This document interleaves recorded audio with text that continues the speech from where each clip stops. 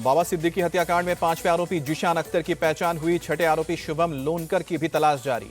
Police सूत्रों के मुताबिक मोहम्मद जीशान अख्तर तीनों शूटर्स को निर्देश दे रहा था। जीशान अख्तर ने ही किराए के कमरे में समेत दूसरे लॉजिस्टिक सपोर्ट व्यवस्था की थी।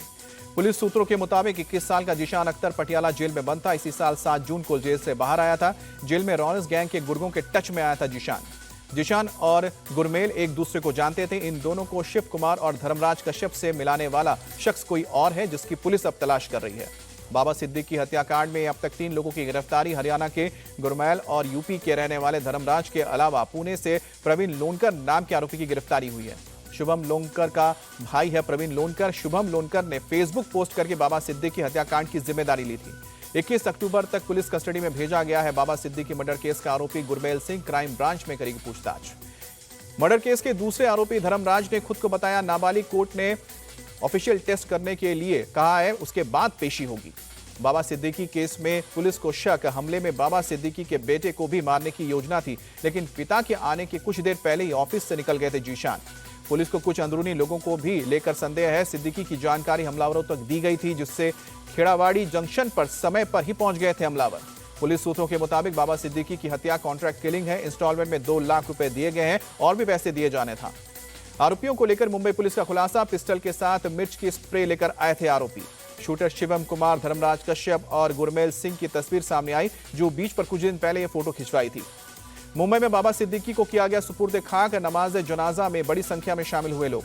महाराष्ट्र के सीएम एकनाथ शिंदे बोले, विश्नोई गैंग हो या फिर अंडरवर्ल्ड का कोई भी गैंग, हम किसी को भी नहीं छोड़ेंगे, कड़ी कार्रवाई होगी। आज हो सकता है झारखंड और महाराष्ट्र विधानसभा चुनाव का ऐलान। यूपी उपचुनाव की तारीख का भी ऐलान कर सकता है चुनाव आयोग। आज महाराष्ट्र के नेताओं से मिलेंगे नेता प्रतिपक्ष राहुल गांधी। विधानसभा चुनाव की तैयारियों की करेंगे समीक्षा। यूपी उपचुनाव को लेकर दिल्ली में बीजेपी की बड़ी बैठक। राष्ट्रीय अध्यक्ष जेपी नड्डा के घर जुटे अमित शाह, सीएम योगी, डिप्टी सीएम ब्रजेश पाठक और भूपेंद्र सिंह चौधरी। जेपी नड्डा के घर पर राजस्थान को लेकर भी बैठक हुई। CM Bhajanlal Sharma, deputy CM Premchandra Bairwa और कैलाश चौधरी पहुंचे। राजस्थान प्रभारी राधामोहन दास अग्रवाल भी मौजूद रहे। राजस्थान उपचुनाव को लेकर बीजेपी का मंथन। जयपुर में सीएम आवास पर हुई कोर कमेटी की बैठक। एमवीए के सीएम फेस पर उद्धव ठाकरे का जवाब, पहले महायुति अपना सीएम चेहरा घोषित करे, उसके बाद हम तय करेंगे। महाराष्ट्र के डिप्टी सीएम देवेंद्र फडणवीस बोले, लाडली बहना योजना की लोकप्रियता से विपक्ष परेशान है। जम्मू कश्मीर के डोडा में अरविंद केजरीवाल की रैली, कहा कि देश को अब मोदी पसंद नहीं है। लोकसभा चुनाव के माध्यम से जनता ने संदेश दिया है। बीजेपी ने अमित शाह और मोहन यादव को हरियाणा का बना ऑब्जर्वर। विधायक दल चुन के नेता चुनेंगे। जेएनके के पर्यवेक्षक बने प्रहलाद जोशी और तरुण चुग। विधायक दल के नेता का करेंगे चुनाव। बीजेपी को आतंकवादी पार्टी बताने पर भड़के बीजेपी चीफ जेपी नड्डा, कहा कि खड़गे का बयान कांग्रेस की वैचारिक शून्यता। कांग्रेस के सांसद इमरान मसूद का बयान वायरल, कहा कि भगवान श्री राम के नाम पर हमसे नफरत क्यों करते हो? राम जितने तुम्हारे उतने ही हमारे। पीएम मोदी ने भारत मंडपम के पीएम गतिशक्ति अनुभूति केंद्र का औचक रोशन किया। इस प्रोजेक्ट से विकसित भारत के सपने को गति मिल रही है। जम्मू कश्मीर में नए सरकार के गठन से पहले राष्ट्रपति शासन हटाने का आदेश। 6 साल बाद हटा राष्ट्रपति शासन।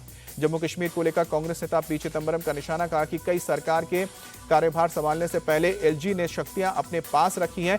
ये लोगों के फैसले का मजाक है।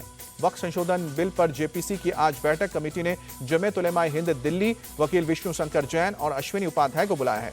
पत्रकार और एक्टिविस्ट गौरी लंकेश की हत्या के मामले में 2 आरोपियों को 7 साल बाद मिली है जमानत। जेल के बाहर आने के बाद श्री राम सेना और हिंदू संगठनों ने आरोपियों का स्वागत किया। मुंबई से न्यूयॉर्क जा रही एयर इंडिया की फ्लाइट को बम से उड़ाने की धमकी। विमान को दिल्ली डाइवर्ट करके लैंड कराया गया। बहराइच में मूर्ति विसर्जन जुलूस के दौरान पथराव और फायरिंग। एक युवक की गोली लगने से मौत, कई घायल। विसर्जन जुलूस के दौरान पथराव, फायरिंग और आगजनी की घटना के बाद मुख्य आरोपी सलमान गिरफ्तार। 25 से 30 लोग भी संदेह के घेरे में। बहराइच में मूर्ति विसर्जन में बवाल के बाद एक्शन। थाना अध्यक्ष हरदी एसके वर्मा सस्पेंड किए गए। चौकी इंचार्ज महेश शिव कुमार भी सस्पेंड। झारखंड के गढ़वा में दुर्गा विसर्जन के दौरान बवाल। विसर्जन के मार्ग को लेकर पुलिस और लोगों के बीच झड़प हुई। पथराव में पुलिस कर्मियों समेत कई गांव वाले घायल हुए। जम्मू कश्मीर के गुरेज में एक मार्केट में भीषण आग लगी। किसी के हताहत होने की खबर नहीं। नवी मुंबई के एमआरआई कॉम्प्लेक्स में लगी भीषण आग। बिल्डिंग की 17वीं मंजिल पर लगी आग को काबू करने में जुटी दमकल की टीम। गुजरात के अंकलेश्वर अवकार ट्रैक्स लिमिटेड कंपनी की तलाशी में 518 किलोग्राम कोकीन बरामद किया गया। अंतर्राष्ट्रीय बाजार में बरामद कोकीन की कीमत है करीब 5,000 करोड़ रुपए। पूरे मामले की जांच जारी। स्पेसएक्स ने विशाल स्टारशिप रॉकेट लॉन्च किया, जिसमें यांत्रिक हथियारों के साथ पैड पर वापस लौटने वाले बूस्टर को पकड़ा गया। T20 महिला विश्व कप में भारत की सेमीफाइनल में पहुंचने की राह मुश्किल। आखिरी लीग में ऑस्ट्रेलिया से हारी है टीम इंडिया। सेमीफाइनल में पहुंचने के लिए भारत की नजर पाकिस्तान और न्यूजीलैंड के मुकाबले पर है। ऑस्ट्रेलिया की टीम ने पहले खेलते हुए 152 रन का लक्ष्य दिया था। भारत की टीम 9 विकेट खोकर 142 रन ही बना पाई। लैक्मे फैशन वीक में एक्टर सुष्मिता सेन ने बिखेरा जलवा। व्हाइट साड़ी पहनकर रैंप पर नजर आई।